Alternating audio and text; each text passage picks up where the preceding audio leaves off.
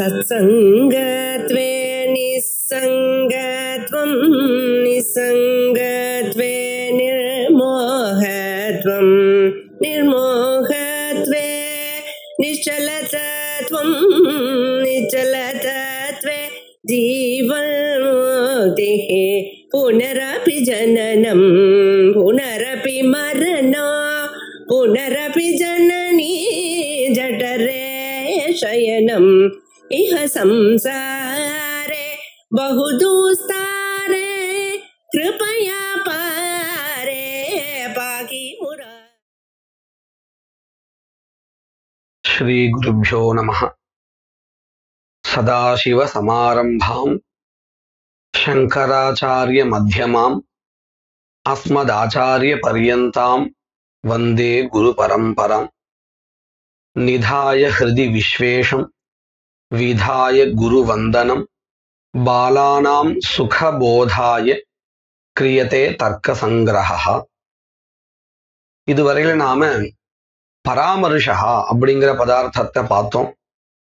அந்த பராமர்ஷாங்கிற பதார்த்தம் சொல்லும் பொழுது வியாப்தி விசிஷ்ட பக்ஷ தர்மதா ஞானம் அப்படின்னு அதற்கு விளக்கம் கொடுத்திருந்தா. அதுல இந்த வியாப்தி விசிஷ்டா அப்படிங்கிற பதார்த்தத்தையும் பார்த்தோம். வியாப்தியுடன் கூடிய தூமஹா பக்ஷத்தில் இருக்கிறது அப்படிங்கிற இந்த ஞானம் இருக்கு, இதுதான் பராமர்ஷ ஞானம் அப்படின்னு பார்த்தோம். இதுல இந்த வியாப்தி விசிஷ்டமான தூமஹா அப்படின்னு சொல்லும் பொழுது வியாப்தின்னா என்னது அப்படின்னு ஒரு கேள்வி வருது இல்லையா? அதை விளக்கிறதுக்காக இப்போ யத்ர யத்ர தூமஹா தத்ர தத்ர அக்னிஹி இதி சாஹச்சரிய நியமஹா வியாப்திஹி அப்படின்னு வியாப்தியினுடைய ஸ்வரூபத்தை லட்சணத்தை இங்க சொல்லி கொடுத்துட்டு இருக்கா. இதுல சாஹச்சரிய நியமஹா அப்படின்னு இருக்கு இல்லையா? இதுல சாஹச்சரியம் அப்படின்னு சொன்னா சாமானாதிகரண்யம் அப்படின்னு அர்த்தம். யத்ர யத்ர எங்கு எங்கு தூமஹா தூமஹாவானது இருக்கிறதோ தத்ர அங்கு அக்னிஹி அப்படிங்கிறது கண்டிப்பாக இருக்கிறது. இப்படி இந்த தூமத்துக்கும் அக்னிக்கும் ரெண்டுத்துக்கும் ஒரு சாமானாதிகரண்யம் இருக்கு இல்லையா? ஒரே அதிகரணத்துல இந்த இரண்டும் இருப்பது அப்படின்னு இதுதான் வியாப்தி அப்படிங்கிறது இந்த பங்கியினுடைய அர்த்தம். ஆனா இந்த வியாப்தின்னா என்னது அப்படின்னு கேட்டால் அந்த வியாப்தியே ரெண்டு விதமாக சொல்லி கொடுக்கிற. ஒன்னு பூர்வபக்ஷ வியாப்தி, இன்னொன்னு சித்தாந்த வியாப்தி. அனுமானம் பண்ணும் பொழுது ஹேதுவானது சத்தேதுவாக இருக்கணும். சத்தேதுன்னா என்னது? எந்த சாத்தியத்தை சாதிப்பதற்கு நாம எந்த ஹேது எடுத்துக்கிறோமோ அந்த ஹேதுவானது கண்டிப்பாக அந்த சாத்தியத்தை சாதிப்பதாக இருக்கணும். அப்படின்னா என்ன அர்த்தம்? இந்த சாத்தியம் எங்கே இல்லையோ அங்கு இந்த ஹேது இருக்கக்கூடாது. உதாரணத்திற்கு பர்வதத்திலே வன்னி இருக்கா இல்லையா அப்படின்னு சந்தேகம் வந்ததுக்கு அப்புறம் தூமத்தை பார்த்து தூமத்தை வச்சுண்டு அக்னி இருக்குன்னு நாம முடிவு பண்றோம். இதை எதனால நம்ம முடிவு பண்றோம் அப்படின்னு கேட்டா தூமங்கிற ஹேத்துவினால. சரி, தூமத்தை வச்சுண்டு எப்படி நாம அக்னியை முடிவு பண்றோம் அப்படின்னு கேட்டால் வன்னி இல்லாத இடத்துல தூமஹா எப்பொழுதுமே இருந்தது இல்லை. அதனால தான் தூமத்தை பார்த்த உடனே நாம வன்னிய இங்க சாதிச்சிடுறோம். அதாவது வன்னி இங்க இருக்குன்னு முடிவு பண்ணிக்கிறோம். ஒருவேளை இந்த தூமஹா வன்னி இல்லாத இடத்திலும் இருக்கும்னு இருந்தால் அப்போ நாம தூமத்தை பார்த்து வன்னி இருக்குன்னு தெரிஞ்சுக்க முடியுமா அப்படின்னு கேட்டால் கண்டிப்பாக தெரிஞ்சுக்க முடியாது. அப்போ இதிலிருந்து நமக்கு என்ன தெரிகிறது? இந்த தூமஹா வன்னி இல்லாத இடத்துல இருப்பது இல்லை அப்படின்னு தெரிகிறது இல்லையா? இதத்தான் நாம ஒரு பூர்வபக்ஷ வியாப்தியா சொல்ல போறோம். நாம சொல்ற அந்த வியாப்தியை முதல்ல எழுதி வச்சுட்டணும். அப்பதான் நம்ம மேற்கொண்டு அந்த வியாப்தியை விளக்கும் பொழுது ரொம்ப நல்லா புரியும். பூர்வபக்ஷ வியாப்தி அப்படிங்கிறத நாம என்ன சொல்றோம்? சாத்தியாபாவாதிகரண அவிருத்தித்வம். என்னன்னு சொல்றோம்? சாத்தியாபாவாதிகரண அவிருத்தித்வம். இதுக்கு என்ன அர்த்தம்? நாம பிரசித்தமா எடுத்துட்டு இருக்கக்கூடிய இடம் பர்வதா வன்னிமான் தூமாத் அப்படிங்கிற இடம். பர்வதா, இந்த பர்வதமானது வன்னிமான், வன்னியை கொண்டது. எதனால், எந்த காரணத்தினால், எந்த ஹேதுவினால் அப்படின்னு கேட்டால் தூமாத், தூமத்தினால். அப்போ தூமஹா தான் இங்கே ஹேதுன்னு தெரிகிறது. இந்த தூமஹா எப்பேற்பட்டதாக இருக்கணும்னு நாம சொல்லியிருக்கோம்? வன்யபாவ அதிகரண அவிருத்தி அப்படின்னு சொல்லியிருக்கோம். அதாவது வன்னி இல்லாத இடத்துல இருக்கக்கூடாது. வன்னி இல்லாத இடம் ஒண்ணு எடுத்துக்கணும். அந்த இடத்துல எது இருக்குன்னு பார்க்கணும். அதே சமயத்துல தூமஹா இருக்கா இல்லையா அப்படிங்கிறது பார்க்கணும். அப்படி வன்னி இல்லாத இடத்துல ஹேதுவாக இருக்கக்கூடிய தூமஹா இருக்குமேயானால் அது சத்தேது கிடையாது. வன்னியை சாதிப்பதற்கு தூமஹா சத்தேதுவாக இருக்க முடியாது. அப்போ எப்பேற்பட்ட தூமஹா வன்னியை சாதிப்பதற்கு சத்தேதுவாக முடியும் அப்படின்னு கேட்டால், வன்னி இல்லாத இடத்துல இருக்கக்கூடாது. அப்படி வன்னி இல்லாத இடத்துல இல்லாமல் இருக்கக்கூடியதான தூமஹாத்தான் சத்தேது. இந்த விஷயத்தை தான் நாம சமஸ்கிருதத்துல சொல்ல போறோம். எப்படி? வன்னி ஒண்ணு, வன்னியினுடைய இல்லாத இடம், வன்னி எங்க இல்லையோ அந்த ஒரு இடத்தை எடுத்துக்க போறோம். அந்த இடத்துல தூமஹா இல்லை அப்படிங்கிறத காமிக்க போறோம். அப்படி சொல்றோம் இல்லையா? வன்னி இல்லாத இடத்தில் இல்லாமல் இருத்தல், இதுதான் பூர்வபக்ஷ வியாப்தி. சாத்திய அபாவவத் அவிருத்தித்வம் எப்படின்னு பார்ப்போம். நாம இங்க உதாரணமாக எடுத்துட்ட இடம் எது? பர்வதா வன்னிமான் தூமாத் அப்படிங்கிற இடம். இந்த இடத்துல பக்ஷஹா எதுன்னு கேட்டால் பர்வதா. நாம எந்த இடத்துல வன்னி இருக்கிறதாக சொல்ல போறோமோ, அதாவது வன்னி எங்க இருக்கா இல்லையா அப்படிங்கிற சந்தேகமானது நமக்கு இருக்கோ, பர்வதத்துல வன்னி இருக்கா இல்லையா இப்படி சந்தேகம் இருக்கு இல்லையா? அப்போ அந்த பர்வதா தான் பக்ஷ. அந்த பட்சத்துல எது இருக்குன்னு நாம சொல்ல போறோம்? வன்னி. அப்போ அதுதான் சாத்தியம். ஹேதுஹு தூமஹா.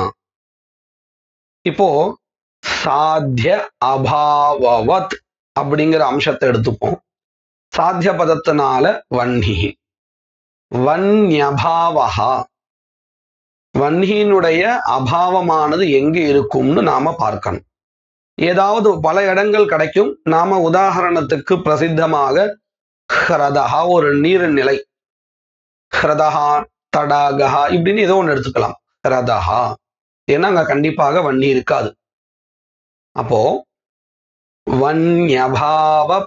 வன்யபாவாதிகரணம் ஹ்ரதஹா. இதைத்தான் நாம எப்படி சொல்றோம்? சாத்தியாபாவவத் அப்படின்னு சொல்றோம். சாத்தியத்தினுடைய அபாவத்தை கொண்டிருப்பது அப்படின்னு என்ன அர்த்தம்? சாத்தியாபாவத்தினுடைய அதிகரணம். சாத்தியம் வன்னி, ததபாவஹ சாத்தியாபாவஹ, தாதிருஷ சாத்தியாபாவ அதிகரணம் ஹ்ரதஹா. இந்த ஹ்ரதத்துல எது இருக்கோ, உதாரணத்துக்கு ஹ்ரதத்துல நீர்நிலையில ஒரு மீன் இருக்கும்னு வச்சுப்போம். அப்போ சாத்தியாபாவவத் விருத்தி அப்படின்னு நம்ம எதை சொல்ல முடியும்? அந்த மீனை சொல்ல முடியும். விருத்தின்னா இருக்கக்கூடியது, விருத்தித்துவம் இருக்கக்கூடிய அந்த மீன்ல இருக்கக்கூடியதான தர்மம். இப்போ நான் இந்த பூதலத்துல இருக்கேன்னு சொன்னா பூதல விருத்தியாக நான் இருக்கிறேன். பூதல விருத்தித்துவம் என் இடத்துல இருக்கு இல்லையா? பூதல இந்த குறிப்பிட்ட இந்த இடத்துல நான் இருக்கேன்னு சொன்னா ஏதத் பூதல விருத்தியாக நான் இருக்கிறேன். என் இடத்துல என்ன தர்மம் வந்துடும்? பூதல விருத்தித்துவம் அப்படிங்கிற தர்மம் வந்துடும். அத போல வன்யபாவாதிகரணம் ஹ்ரதஹா, அந்த ஹ்ரத விருத்தியாக எது இருக்கு அப்படின்னு சொன்னா மீன், பாசி, இந்த நீர்நிலைகள்ல என்ன இருக்குமோ அதை எதை வேணா எடுத்துக்கலாம். வன்யபாவாதிகரண விருத்தியாக மீன் இருக்குன்னு வச்சுப்போம். அந்த மீன்ல இப்ப என்ன தர்மம் இருக்கும்? வன்யபாவாதிகரண விருத்தித்துவம் அப்படிங்கிற தர்மம் இருக்கும்.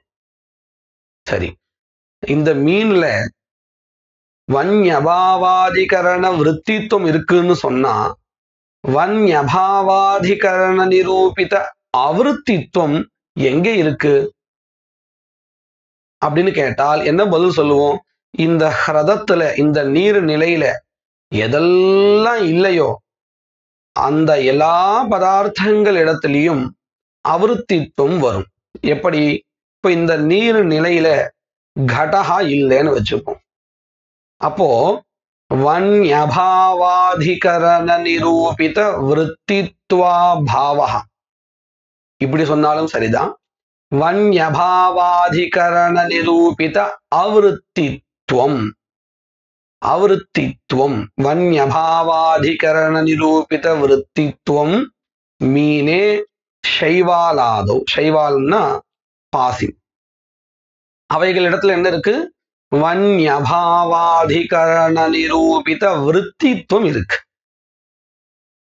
வன்யபாவாதிகரண நிரூபித அவிருத்தித்துவம் எங்க இருக்குன்னு கேட்டால் கடத்துல இருக்கு. எதெல்லாம் அந்த ஹ்ரதத்துல இல்லையோ அவைகள் அனைத்து பதார்த்தங்களிடத்திலும் வன்யபாவாதிகரண நிரூபித அவிருத்தித்துவம் இருக்கு இல்லையா? இது நல்லா புரிஞ்சிருக்கு இல்லையா? இதுல பல பதார்த்தங்கள், அதாவது எந்த பதார்த்தங்கள் அந்த ஹ்ரதத்துல இல்லையோ அவைகள் அனைத்து இடங்களிலும் வன்யபாவாதிகரண நிரூபித அவிருத்தித்துவம் இருக்கு. ஆனா நமக்கு எங்க தேவை? தூமத்துல இந்த அவிருத்தித்துவம் இருக்கா? வன்யபாவாதிகரண நிரூபித அவிருத்தித்துவம் தூமத்துல இருக்கா? அதுதான் நமக்கு தேவை. மற்ற இடத்துல இல்ல, இந்த அவிருத்தித்துவம் இருக்கு, இருக்கட்டும், நமக்கு அது இப்ப விஷயம் இல்லை. இப்போ நமக்கு வேண்டியது என்னது? ஹேதுவாக எடுத்துக்கொண்டிருக்கக்கூடிய தூமத்துல வன்யபாவாதிகரண நிரூபித அவிருத்தித்துவம் இருக்கா அப்படிங்கறது பார்க்கணும். அப்படி பார்த்தால் கண்டிப்பாக வன்யபாவாதிகரணம் ஹ்ரதஹ, ஹ்ரத நிரூபித விருத்தித்துவம் மீனே மீனாதோ, ஆதிபதத்தினால எதை வேணா எடுத்துக்கலாம். அவிருத்தித்துவம் தூமே. மறுபடியும் சொல்றேன், வன்யபாவா, இந்த வன்னிங்கிற இடத்துல சாத்தியம்னு வச்சுன்னு சொல்லணும். சாத்தியாபாவாதிகரண விருத்தித்துவம் மீன சைவாலாதோ அவிருத்தித்துவம் தூமே. அப்போ நாம வியாப்தின்னு எதை சொன்னோம்? சாத்தியாபாவாதிகரண அவிருத்தித்துவம் அப்படின்னு சொன்னோம் இல்லையா? இதுதானே வியாப்தி. இந்த வியாப்தியானது இப்ப தூமத்துல இருக்குன்னு நம்ம காமிச்சிட்டோம். அப்போ இந்த தூமஹா எப்படி இருக்கு? வியாப்தி விசிஷ்டமாக இருக்கு, வியாபியமாக இருக்கு. வியாபியம்னு சொன்னாலே வியாப்தி விசிஷ்டம்னு அர்த்தம். வியாப்தின்னா என்னது காமிச்சோம்? வன்ய சாத்தியாபாவாதிகரண அவிருத்தித்துவம். இதே இன்னும் வேற எதாவது சொல்ல, இதே மாதிரி சொல்றதா இருந்தால் சாத்தியாபாவவத் விருத்தித்வம், எல்லாத்துக்கும் ஒரே அர்த்தம் தான். சாத்தியாபாவாதிகரணம் அப்படின்னு சொல்லும் பொழுது நாம அதிகரணங்கிற பதத்தை அதிகப்படியா சேர்த்திருக்கோம். ஆனால் அதே சமயத்துல சாத்தியாபாவவத் அவிருத்தித்துவம் சொன்னாலும் அதே அர்த்தம் தான். ஏன்னா சாத்தியாபாவவத் அந்த வத் சொல்லும் பொழுதே சாத்தியாபாவத்தை கொண்ட அதிகரணம்ங்கிற அர்த்தமும் வந்துடுறது. அப்படி பார்த்தால் சாத்தியாபாவவத் அவிருத்தித்துவம் அப்படிங்கிறதுக்கும் சாத்தியாபாவாதிகரண அவிருத்தித்துவம் அப்படிங்கிறதுக்கும் ரெண்டுத்துக்கும் ஒரே அர்த்தம் தான். தமிழ்ல நாம இந்த ரெண்டுத்தையும் மொழி பெயர்த்தோம்னா எப்படி சொல்லணும்? சாத்தியாபாவத்தை கொண்ட ஹிரதத்தில் அவிருத்தித்துவம் இல்லாமல் இருத்தல். அந்த இல்லாமல் இருத்தல் அப்படிங்கிறது எங்க இருக்கு? தூமத்துல இருக்கு. ஏனால் சாத்தியம் வன்னி, சாத்தியாபாவா வன்யபாவா, வன்யபாவாதிகரணம் ஹிரதா. ஹிரதத்துல இருத்தல், ஹிரத நிரூபித விருத்தித்துவம், ஹிரதத்துல இருத்தல் அப்படிங்கிறது எங்க இருக்கு? மீனத்திலும் சைவாலாதிகளிலும். இல்லாமல் இருத்தல் அப்படிங்கிற தர்மஹா எங்க வரும் அப்படின்னு கேட்டால் தூமத்துல வரும். இதத்தான் சாத்தியாபாவவத் அவிருத்தித்துவம், சாத்தியாபாவாதிகரண அவிருத்தித்துவம் இப்படின்னு சொல்லிட்டு இருக்கோம். இப்போ நாம படிச்சது பூர்வபக்ஷ வியாப்தி. இதுக்கப்புறம் நாம இதே மாதிரி இன்னொரு வியாப்தியை பார்க்க போறோம். அந்த வியாப்திக்கு பெயர் சித்தாந்த வியாப்தி. இந்த பேர்ல பார்த்தால் பூர்வபக்ஷம் சித்தாந்தம்னு இருக்கு. இத பார்த்துட்டு நாம நினைச்சுக்க கூடாது ஒரு வியாப்தியானது தவிர்க்கத்தக்கது, இன்னொன்னுதான் எடுத்துக்கொள்ள வேண்டியது, சித்தாந்த வியாப்தி தான் எடுத்துக்கொள்ள வேண்டியது. அப்படி கிடையாது. இங்க பூர்வபக்ஷ வியாப்தி சித்தாந்த வியாப்தின்னு அந்த பேர் இருக்கே தவிர்த்து ரெண்டுத்தையுமே எடுத்துக்க வேண்டியதுதான். ரெண்டுமே சரியானதுதான். தூமத்துல இந்த ரெண்டுத்துல ஏதாவது ஒன்னாவது இருக்கான்னு நாம பார்க்கணும். இப்போ நாம இதுவரையில் பார்த்த அந்த வியாப்திக்கு பெயர் பூர்வபக்ஷ வியாப்தி. அடுத்தது இப்போ நாம சித்தாந்த வியாப்தியை பார்க்க போறோம். அதையும் நாம முதல்ல எழுதி வச்சுட்டோம் நோட்ல. அப்பதான் நாம சொல்லும் பொழுது அந்தந்த பதங்களுக்கு என்ன அர்த்தம்னு தெரிய வரும். இப்போ நாம அந்த சித்தாந்த வியாப்தியினுடைய லட்சணம் என்னன்னு பார்க்க போறோம். ஹேது சமானாதிகரண அத்யந்தாபாவ அப்ரதியோகி சாத்திய சாமானாதிகரண்யம். நாம முன்னாடி சொல்லும் பொழுது பூர்வபக்ஷ வியாப்தியில சாத்தியத்திலிருந்து ஆரம்பிச்சு ஹேதுவுல போய் முடிஞ்சது. சாத்தியாபாவவத் அவிருத்தித்துவம் அப்படிங்கிற அந்த அவிருத்தித்துவ தர்மஹா எங்க போய் முடிஞ்சதுன்னு கேட்டால் ஹேதுவுல போய் முடிஞ்சது. எப்பொழுதுமே நாம எந்த லட்சணம் சொன்னாலும் அது எதற்கு இருப்பதாக நாம சொல்றோமோ அங்கதான் போய் முடியணும். இப்போ நம்ம வியாப்தியை எங்க இருக்கிறதாக சொல்லிட்டு இருக்கோம்? ஹேதுவில் இருக்கிறதாக சொல்லிட்டு இருக்கோம். அப்போ எல்லா வியாப்தியுமே சித்தாந்த வியாப்தி ஆகட்டும், பூர்வபக்ஷ வியாப்தி ஆகட்டும், இந்த எல்லா வியாப்தியுமே எங்க போய் முடியும்னு கேட்டால் தூமத்துல, அதாவது ஹேதுவுல போய் முடியும். அத போல இப்போ நாம பார்த்துட்டு இருக்கக்கூடிய சித்தாந்த வியாப்தியும் கூட ஆரம்பமும் ஹேதுவிலிருந்தே ஆரம்பிச்சு மறுபடியும் அது ஹேதுவிலே முடியும். எப்படின்னு பார்க்கலாம். ஹேது சமானாதிகரண அத்யந்தாபாவ அப்ரதியோகி சாத்திய அப்ரதியோகி யத் சாத்தியம் தத் சாமானாதிகரண்யம் அப்படின்னு மறுபடியும் ஹேத்துல முடிய போறது. இப்போ இதுக்கெல்லாம் என்ன அர்த்தம்னு விரிவாக பார்க்கலாம். முதல்ல ஹேது. ஹேது சமானாதிகரண அத்யந்தாபாவா அப்படின்னு என்ன அர்த்தம்? ஹேது எந்த அதிகரணத்துல இருக்கோ அதே அதிகரணத்துல இருக்கக்கூடியதான ஒரு அபாவத்தை எடுத்துக்கணும். அந்த அபாவஹா இப்போ என்ன ஆயிடுத்து, ஹேத்து எந்த அதிகரணத்துல இருக்கோ அதே அதிகரணத்துல இருக்கக்கூடிய அபாவத்தை எடுத்துட்டோங்கிறதுனால இந்த ஹேத்துவுக்கும் இந்த அபாவத்துக்கும் சமானாதிகரண்யம் அப்படிங்கிற ஒரு தர்மஹா இருக்கு ரெண்டுத்துக்கும். அப்படின்னு என்னது, சமானம் அதிகரணம் யயோஹோ தயோஹோ மத்தியே சமானாதிகரண்யம் பவதி. அதாவது எந்த அதிகரணத்துல ஒரே அதிகரணத்துல ரெண்டு பதார்த்தங்கள் இருக்கின்றனவோ அந்த இரண்டுகளுக்குள்ளார சமானாதிகரண்யங்கிற ஒரு தர்மஹா வந்துடுறது. அதாவது ஒரே அதிகரணத்துல இருத்தல் அப்படிங்கிற ஒரு தர்மஹா வந்துடுறது. அப்படி பார்க்கும் பொழுது ஹேத்து எந்த அதிகரணத்துல இருக்கோ அதே அதிகரணத்துல இருக்கக்கூடியதான அபாவத்தை நாம எடுத்துருக்கோம். அதுவும் எந்த மாதிரியான அபாவஹா, அத்தியந்தாபாவஹா அப்படின்னு சொல்ல போறோம். இந்த அபாவஹா ஹேத்து இப்போ ஒரே அதிகரணத்துல இருக்குங்கிறதுனால இந்த ரெண்டுத்துக்குள்ளார சமானாதிகரண்யம் இருக்கு. அதனாலதான் நம்ம என்ன சொல்றோம், ஹேத்து சமானாதிகரண அபாவஹா. அதாவது ஹேத்து எந்த அதிகரணத்துல இருக்கோ அதே அதிகரணத்துல இருக்கக்கூடிய அபாவஹா, அப்பேற்பட்ட ஒரு அபாவத்தை நாம எடுத்துக்கணும். ஹேத்து ஒரு அதிகரணத்துல இருக்கு, வேற எங்கேயோ இருக்கக்கூடிய ஒரு அபாவத்தை எடுத்துண்டு நாம இந்த இடத்துல லட்சண சமன்வயத்தை பண்ணக்கூடாது.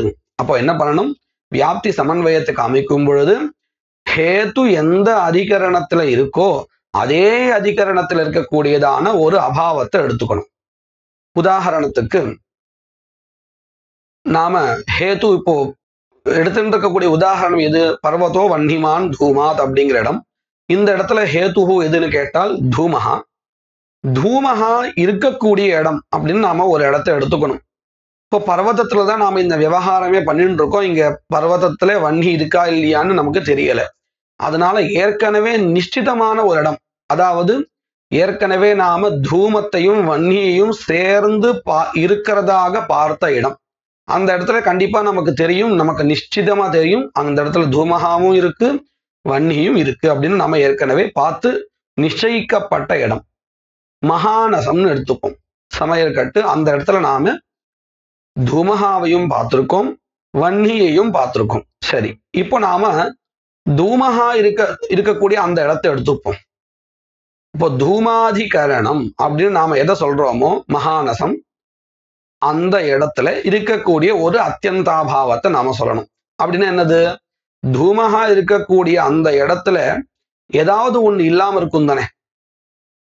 ஏதாவது ஒண்ணுன்னு சொன்னா இப்ப உதாரணத்துக்கு புஸ்தகம் சமயக்கட்டில் இருக்காது அப்படின்னு வச்சுப்போம்.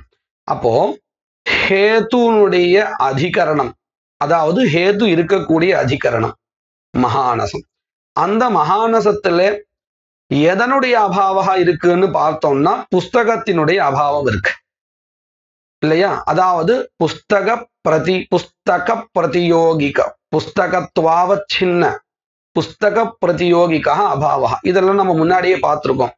கட்டாபாவகான்னு சொன்னா அந்த அபாவத்தினுடைய பிரதியோகி கடஹா. எதனுடைய இல்லாமையும் நம்ம எதனுடைய எது இல்லை அப்படின்னு நம்ம சொல்லிட்டு இருக்கோமோ அதுதான் அங்க பிரதியோகி. இப்ப நாம இங்க எது இல்லைன்னு சொல்லிட்டு இருக்கோம், தூமத்தினுடைய அதிகரணமான மகாநசத்துல எது இல்லைன்னு சொல்லிட்டு இருக்கோம், புஸ்தகம் இல்லைன்னு சொல்லிட்டு இருக்கோம். அப்போ புஸ்தகா பாவகா அந்த சமையல் கட்டுல இருக்குன்னு அர்த்தம். அப்போ அந்த சமையல் கட்டுல இருக்கக்கூடியதான அபாவகா இருக்கே அது எப்படி சொல்லணும், ஹேத்து சமானாதிகரணமாக இருக்கக்கூடிய அபாவா. ஹேத்துவினுடைய அதிகரணம் மகாநசம், அந்த மகாநசத்துல இருக்கக்கூடியதான அபாவா புஸ்தகாபாவா. சரி, இந்த அபாவத்தினுடைய பிரதியோகி எது அப்படின்னு கேட்டா என்ன சொல்லுவோம், புஸ்தகத்தினுடைய அபாவகான்னு சொன்னா புஸ்தகம்தானே பிரதியோகி, சந்தேகமே வேண்டாம். அப்போ இந்த ஹேத்து சமானாதிகரணமாக இருக்கக்கூடிய புஸ்தகாபாவ பிரதியோகி புஸ்தகம். அப்போ இந்த ஹேத்து சமானாதிகரண புஸ்தக அபாவ பிரதியோகி புஸ்தகம்னு சொன்னால் புஸ்தகத்தை தவிர்த்து மத்த எல்லாமே என்ன ஆயிடும் தெரியுமோ, இந்த அபாவத்துக்கு அப்பிரதியோகி ஆயிடும் இல்லையா? இப்போ நாம சாமான்யமா நம்ம பார்க்கிறோம், இங்க என்னுடைய எதிரில ஒரு கடகா இல்லை, கடா பாவகா இருக்குன்னு அர்த்தம். கடகா இல்லைன்னா கடா பாவகா இருக்குன்னு அர்த்தம். இந்த கடாபாவத்திற்கு பிரதியோகி எதுன்னு கேட்டா நாம என்ன சொல்லுவோம்? கடகா தான் பிரதியோகி. அப்போ அப்பிரதியோகி எதுன்னு கேட்டால், இந்த கடத்தை தவிர்த்து இந்த ரூம்ல எத்தனை, இந்த உலகத்துல எத்தனை இருக்கோ அத்தனையுமே அப்பிரதியோகி தானே. கடத்தினுடைய அபாவத்திற்கு பிரதியோகி கடகான்னு சொன்னால், அப்பிரதியோகி எது? எல்லாமே தான் அப்பிரதியோகி இந்த கடத்தை தவிர்த்து.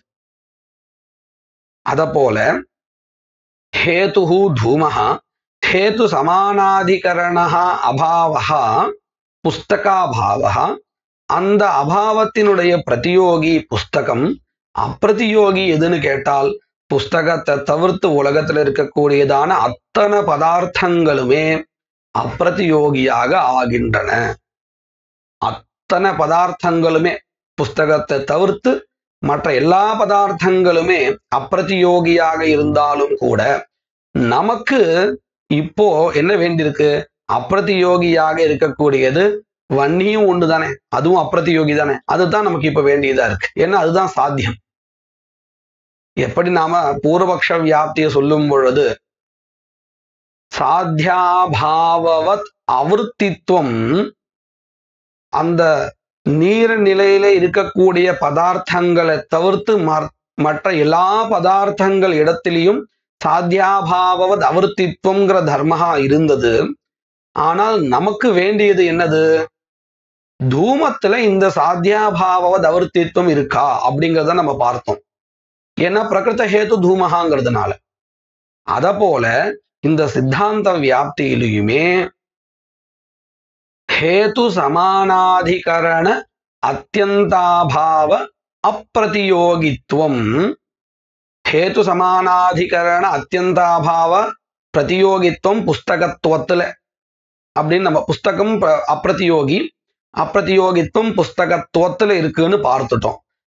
அப்போ புஸ்தகத்தை தவிர்த்து மற்ற எல்லா பதார்த்தங்களிலும் ஹேது சமானாதிகரண அத்தியந்தாபாவ அப்பிரதியோகித்துவங்கிற தர்மஹா இருந்தாலும் நமக்கு தேவை என்னதுன்னு கேட்டால், பிரகிருத சாத்தியமாக இருக்கக்கூடிய வன்னியில ஹேது சமானாதிகரண அத்தியந்தாபாவ அப்பிரதியோகித்துவம் இருக்கா அப்படிங்கிறது பார்க்கணும். அப்போ அப்பிரதியோகித்துவம் கண்டிப்பாக வன்னியில இருக்கு.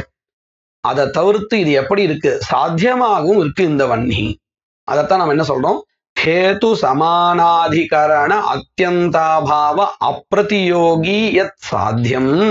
அதாவது ஹேதுவினுடைய அதிகரணத்தில் இருக்கக்கூடிய புஸ்தகாபாவத்தினுடைய அப்பிரதியோகியாக இருப்பதும் அதே சமயத்தில் சாத்தியமாக இருப்பதுமாகிய வன்னி. அந்த வன்னியினுடைய சாமானாதிகரண்யம் மகானசத்துல தூமத்துக்கு இருக்கா இல்லையா? கண்டிப்பாக இருக்கு.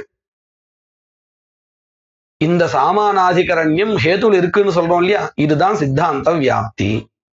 ஹேது சமானாதிகரண அத்தியந்தாபாவ அப்பிரதியோகி யத் சாத்தியம் தத் சாமானாதிகரண்யம். தத் சாமானாதிகரண்யம் சொல்லும் பொழுது தத்பதத்தினால சாத்தியத்தை வன்னி எடுத்துக்கணும். ஏன்னா நாம ஹேத்து சமானாதிகரண அத்தியந்தாபாவ அப்பிரதியோகி யத் சாத்தியம் அப்படிங்கிற இடத்துல யத் பதத்தினால எது எடுத்துட்டோம்?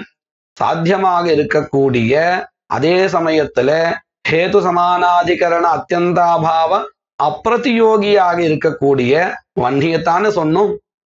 அதே யத் பதத்தினால சொல்லப்பட்ட வன்னிய தத்பதத்தினாலையும் எடுத்துக்கணும். அப்போ இந்த வன்னி எப்படி இருக்கு? ஹேத்து சமானாதிகரண அத்தியந்தாபாவ அப்பிரதியோகியாகவும் இருக்கு, அதே சமயத்துல சாத்தியமாகவும் இருக்கு. இப்பேற்பட்ட ஹேத்து சமானாதிகரண அத்தியந்தாபாவ அப்பிரதியோகி யத் சாத்தியம் தத் சாமானாதிகரண்யம், அந்த வன்னியினுடைய சாமானாதிகரண்யம் ஹேதுவாகிய தூமத்துல இருக்கா இல்லையா? இதுதான் சித்தாந்த வியாப்தி. அப்ப சித்தாந்த வியாப்தியை நாம என்ன சொல்லணும்? ஹேத்து சமானாதிகரண அத்தியந்தாபாவ அப்பிரதியோகித்வம்.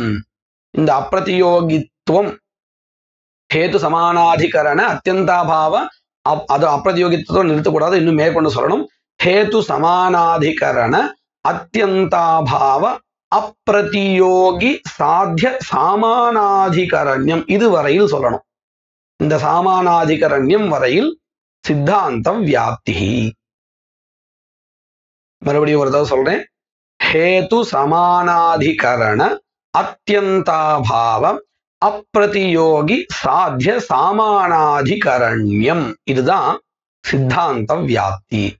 அப்போ ஒரு ஹேத்துவானது சத்தேத்துவா அசத்தேத்துவா அப்படின்னு பார்க்கும் பொழுது சத்தேத்துவா இருக்கா இல்லையான்னு கண்டுபிடிக்கிறதுக்கு நாம என்ன பண்ணணும்? வியாப்தி இருக்கான்னு பார்க்கணும். எந்த மாதிரியான வியாப்தி? ஒன்னு சாத்தியாபாவவத் அவர்த்தித்துவம் அப்படிங்கிற ஒரு வியாப்தி, பூர்வபக்ஷ வியாப்தி, அது இருக்கான்னு பார்க்கணும். ஒருவேளை அது இல்லைன்னாலும் கூட இரண்டாவதாக சொல்லப்பட்ட சித்தாந்த வியாப்தி, ஹேது சமானாதிகரண அத்தியந்தாபாவ அப்பிரதியோகி சாத்திய சாமானாதிகரண்யம் அப்படிங்கிற இந்த இரண்டாவது சித்தாந்த வியாப்தியாவது இருக்கணும். இப்படி இருந்தால் மட்டும்தான் இப்ப சித்தாந்த வியாப்தியுடன் கூடியதோ அல்லது பூர்வபக்ஷ வியாப்தியுடன் கூடியதோ எதுவோ அந்த ஹேதுதான் சத்தேது. அப்படி இல்லைன்னு சொன்னால் அது அசத்தேது அப்படின்னு நாம முடிவு பண்ணிக்கணும். இந்த நாம ரெண்டாவதா பார்த்த சித்தாந்த வியாப்தி தான் இந்த புஸ்தகத்திலையும் நம்ம சொல்லி கொடுத்துருக்கா. எப்படி? எத்திர எத்திர தூமஹா தத்ர தத்ர அக்னிஹி இது சாஹச்சரிய நியமோ வியாப்தின்னு இருக்கு இல்லையா? இந்த பதத்துல நாம சித்தாந்த வியாப்தியை சொன்னோமே. ஹேத்து சமானாதிகரண அத்தியந்தாபாவ அப்பிரதியோகி சாத்திய சாமானாதிகரண்யம்னு ஒரு சித்தாந்த வியாப்தியை சொன்னோமே. அது இங்கே சாஹச்சரிய நியமஹா அப்படிங்கிற அந்த ரெண்டு பதங்களால சொல்லிட்டா. எப்படி அப்படின்னு கேட்டால், நியமஹா அப்படிங்கிற பதத்துக்கு வியாபகத்துவம் அப்படின்னு அர்த்தம். நியமஹாங்கிற பதத்துக்கு என்ன அர்த்தம்? வியாபகத்துவம். இது என்னது புதுசா இருக்கே வியாபகத்துவம் அப்படின்னு கேட்டா, இது புதுசு இல்லை. இப்போ நாம படிச்சோம் இல்லையா சித்தாந்த வியாப்தி, அதுல ரெண்டு அம்சமா நம்ம பார்த்தோம். ஹேது சமானாதிகரண அத்தியந்தாபாவ அப்பிரதியோகித்துவம் இப்படின்னு ஒரு அம்சமும், தத் சாத்திய சாமானாதிகரண்யங்கிறது ரெண்டாவது அம்சம். அதாவது ஹேது சமானாதிகரண அத்தியந்தாபாவ அப்பிரதியோகித்துவம் ஒரு அம்சம், சாத்திய சாமானாதிகரண்யங்கிறது ரெண்டாவது அம்சம்.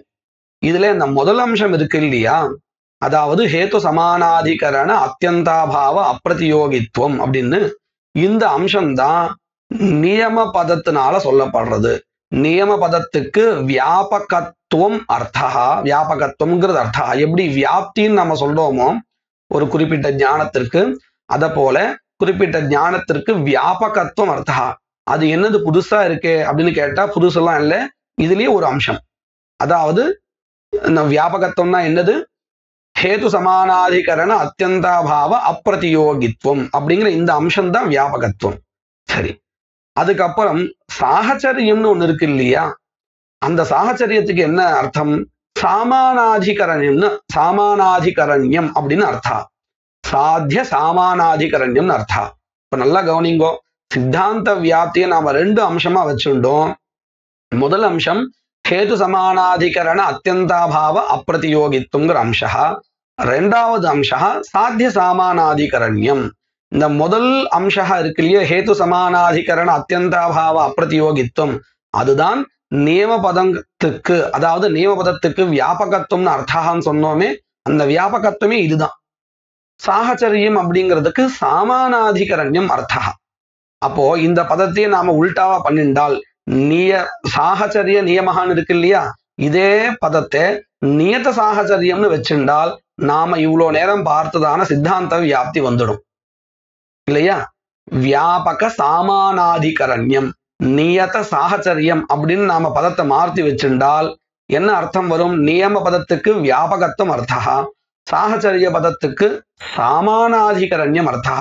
அப்போ நியத சாகச்சரியம் அப்படிங்கிறதுக்கு வியாபக சாமானாதிகரண்யம் இப்படின்னு தானே அர்த்தம் வருது. வியாபக சாமானாதிகரண்யத்தினுடைய விரிவான அர்த்தம் என்னது? சித்தாந்த வியாப்தி தான். அதாவது ஹேது சமானாதிகரண அத்தியந்தாபாவ அப்பிரதியோகித்துவம் அப்படிங்கிறது வியாபகத்துவம், சாத்திய சாமானாதிகரண்யம் அப்படிங்கிறது சாகச்சரியம். மொத்தமா சேர்த்து சொன்னா நியத சாகச்சரியம் அதாவது வியாபக சாமானாதிகரண்யம். புஸ்தகத்துல ஒரு நோட்டை நம்ம இப்படி எழுதிக்கலாம். நியமஹா இஸ் ஈக்குவல் டு வியாபகத்துவம், சாகச்சரியம் இஸ் ஈக்குவல் டு சாமானாதிகரண்யம். அப்போ அந்த வியாபக சாமானாதிகரண்யம் அப்படின்னு என்னது? ஹேது சமானாதிகரண அத்தியந்தாபாவ அப்பிரதியோகி சாத்திய சாமானாதிகரண்யம். இதுதான் சித்தாந்த வியாப்தி. முன்னாடி நாம படிச்சது சாத்தியாபாவவத் அவிர்த்தித்வம் அப்படின்னு நாம படிச்சது பூர்வபக்ஷ வியாப்தி. இப்படி இந்த ரெண்டு வியாப்தியில ஏதாவது ஒரு வியாப்தியானது ஹேத்துன்னு நாம எதை சொல்றோமோ அதுல இருக்கணும். அப்படி இருந்தால் மட்டும்தான் அது சத்தேத்துவாக இருக்க முடியும். இல்லைன்னா அது அசத்தேத்துங்கிறத நாம பார்க்கலாம். சரி, இந்த வியாப்தியை நாம என்ன பண்ணணும்னு கேட்டால், நாம சொன்னபடி ஒவ்வொரு பதார்த்தத்தையும் எழுதி பார்த்து ஒவ்வொரு பதத்துக்கும் எது அர்த்தம். உதாரணத்துக்கு இப்ப பூர்வபக்ஷ வியாப்தி எடுத்துட்டோம்னா சாத்தியாபாவவத் அவிர்த்தித்வம், சாத்தியம் பிரகிருத அனுமானத்துல நாம எடுத்துட்ட உதாரணம் பர்வதோ வன்னிமான் தூமாத்துங்கிறது. அதையே வச்சுட்டு பார்த்தாலும் சரி, வேற எதையாவது வச்சுட்டு பார்த்தாலும் சரி, சாத்திய பதத்துக்கு வன்னி அர்த்தா, சாத்தியாபாவா இஸ் ஈக்குவல் டு வன்யபாவா, சாத்தியாபாவாதிகரணம் ஹ்ரதா, தத்விருத்தித்வம் மீன சைவாலாதோ, சாத்தியாபாவவத் விருத்தித்வா பாவஹ தூமே. அதே மாதிரி சாத்தியாபாவவத் அவிருத்தித்வம் தூமே. இப்படி நாம பூர்வபக்ஷ வியாப்தியை ஒவ்வொரு பதார்த்தங்களையும் வச்சு எழுதி அபியாசம் பண்ணிக்கணும். அதே மாதிரி சித்தாந்த வியாப்தியை சொல்லும் பொழுது ஹேதுஹு தூமஹா, ஹேத்வதிகரணம், ஹேத்து சமானாதிகரணம் இருக்கு இல்லையா? ஹேத்து சமானாதிகரணம்ன்றதுக்கு என்ன அர்த்தம்?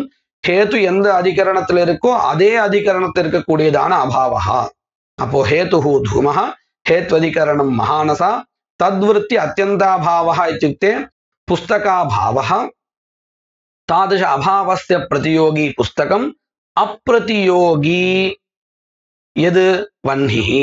அந்த வன்ஹி ஹேது சமானாதிகரண அத்தியந்தாபாவ அப்பிரதியோகி மட்டுமல்ல, இன்னொன்னுமாவும் இருக்கு, அதாவது சாத்தியமாவும் இருக்கு. அப்போ ஹேது சமானாதிகரண அத்தியந்தாபாவ அப்பிரதியோகி யத் சாத்தியம் வன்ஹி, தத் சாமானாதிகரண்யம் தூமே. தத் சாமானாதிகரண்யம் தான் வியாப்தி. ஹேத்து சமானாதிகரண அத்தியந்தாபாவ அப்பிரதியோகி சாத்திய சாமானாதிகரண்யம், இதுதான் வியாப்தி. அப்போ வியாப்தினா என்னன்னு கேட்டா நம்ம என்ன சொல்லணும்? ஒண்ணு சாத்தியாபாவவத் அவிருத்தித்வம், இதையாவது வியாப்தின்னு சொல்லணும். அல்லது ஹேது சமானாதிகரண அத்தியந்தாபாவ அப்பிரதியோகி சாத்திய சாமானாதிகரண்யம், இதையாவது வியாப்தின்னு சொல்லணும். அதாவது பூர்வபக்ஷ வியாப்தியோ அல்லது சித்தாந்த வியாப்தியோ. ஏன் இப்படி ரெண்டு சொல்லணும்? நம்ம பொதுவா பூர்வபக்ஷ வியாப்தின்னு சொன்னா தவிர்க்கத்தக்கதுன்னு தானே சாஸ்திரத்தை அப்படி ஒரு சைலி தானே வச்சுட்டு இருக்கோம். கேட்டா இங்க அப்படி இல்லைன்னு நம்ம பார்த்தோம். ஏன் அப்படின்னு கேட்டால் இந்த பேர் அப்படி இருக்கு, அவ்வளவுதான். இதனுடைய உபயோகம் எங்கேன்னு கேட்டால் இப்ப நாம கவனிக்கலாம். பூர்வபக்ஷ வியாப்தி எப்படி இருக்கு? சாத்தியாபாவத்தை கொண்டிருக்கு, அதாவது சாத்தியாபாவ கடிதமா இருக்கு பூர்வபக்ஷ வியாப்தி. பூர்வபக்ஷ வியாப்தி அப்ப நாம எங்க சொல்ல முடியும்? எந்த இடத்துல சாத்தியமானது அனித்தியமானதா இருக்கோ, அதாவது சாத்தியத்தினுடைய அபாவா எங்கேயாவது பிரசித்தமா இருக்கணும், அந்த மாதிரி ஒரு அதிகரணத்தை எடுத்துட்டு அந்த அதிகரணத்தை தூமஹா ஹேத்துவானது இருக்கா இல்லையான்னு பார்க்கணும்.